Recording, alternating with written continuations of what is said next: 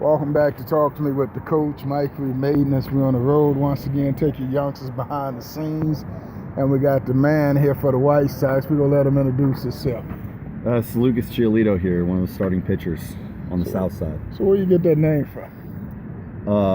Lucas Giolito? Giolito. It's Italian, yeah. My dad's side, northern Italian, kind of the Piedmont region. I think that my ancestors are still growing wine out there. Well, you know, the coach good for butchered names, so I'm just going to call you LG. Yeah, no problem. So every kid's dream of playing in the big leagues. What has this experience been like for you? Yeah, I mean, like you said, it's a dream come true.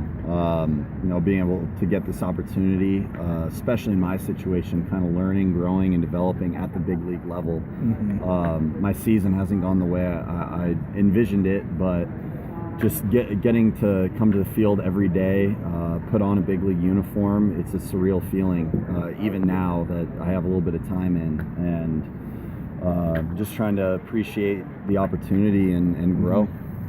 You know, when I was coaching, I always told my guys there's a difference in a pitcher and a pitcher. And getting big league hitters out is different than college hitters and minor league hitters.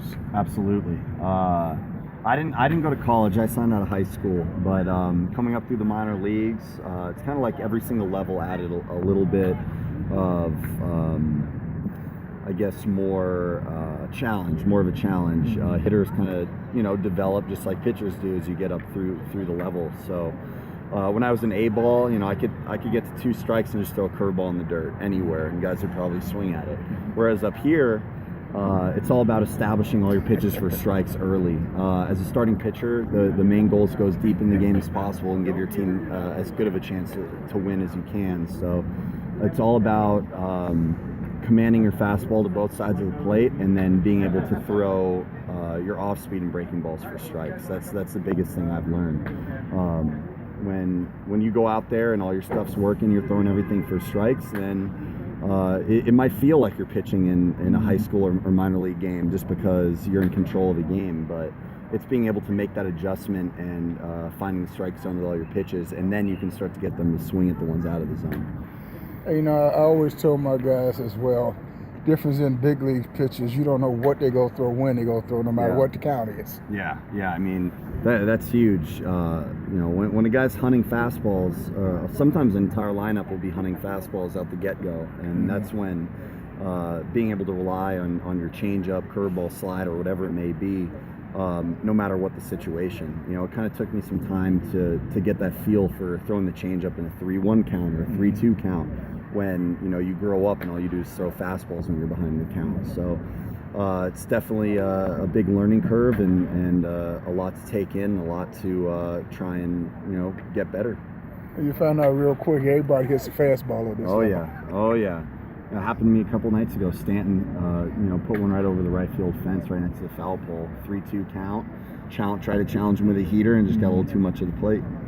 And, most of this game is mental. I mean, how do you master the mental part of this game? I don't think you can ever master the mental part. I think, even 15, 20-year veterans are still trying to get better in that aspect. But I think the biggest thing once you get up to this level, things can speed up very, very quickly. A couple base hits, a couple walks. You have runners on base. Trying to get out of an inning or not let a big inning become, or not allow an inning to become a big inning. Trying to limit damage.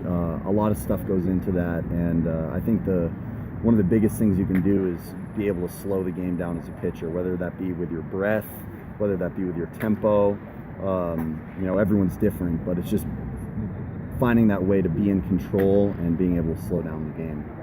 And I know, again, coaching high school and college ball, a lot of comical things going on the team, especially on the road. And, you see what happens on the team stays on the team. But, being a rookie, I mean, what's some of the rookie treatments that you guys had to go through?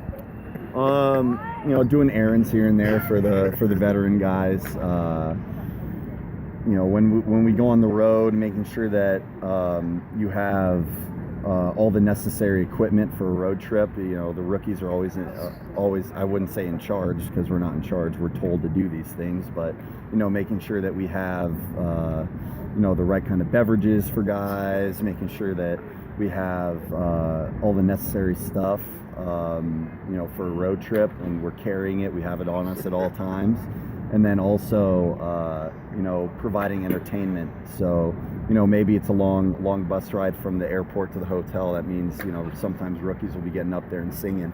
And dancing. And dancing, yeah. You know, depending on what you're good at. So, I mean, have you ever got hit with where the veterans made you take them out to dinner and you got stuck with the bill? You got hit with that one yet? No.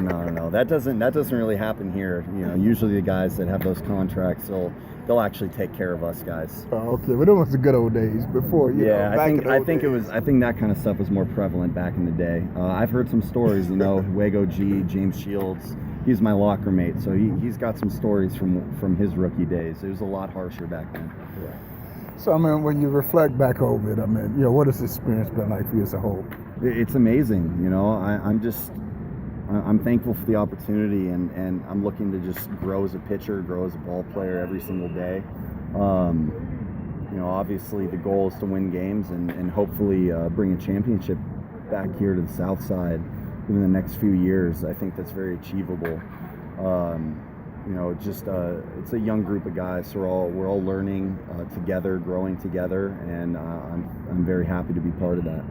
So let me hit you with this last question.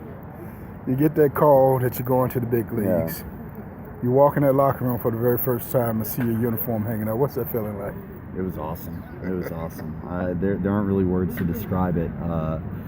It was an interesting experience for me, for sure. I got called up out of AA. I wasn't expecting it at all. And yeah, I mean, walking into the clubhouse first time and knowing that I'm a big leaguer, it was definitely something else. And then I'd say right after that, being able to put that uniform on and looking in the mirror, putting that hat on right before running out on the field for the first time, that was, you know, it gave me chills. It was awesome. Did you cry? I did tear up a little bit when I got the call, but I got it together after that and was able to pitch pretty well in my debut. So it was fun. You still pinch yourself? Every once in a while, especially when times are tough. When, you know, if I have a bad outing, I have to kind of remind myself, hey, I'm up here. You know, this is the best of the best. So it's not going to be, you know, especially as a young player, I'm not gonna go out and dazzle them every single time. So yeah, just got to remind myself that, you know, it's all part of a big process, and you know, it's just awesome that I get to be up here and kind of live out my dream. Coach on the road with the man LG. Yeah, thank you. I appreciate it. Yeah, of course.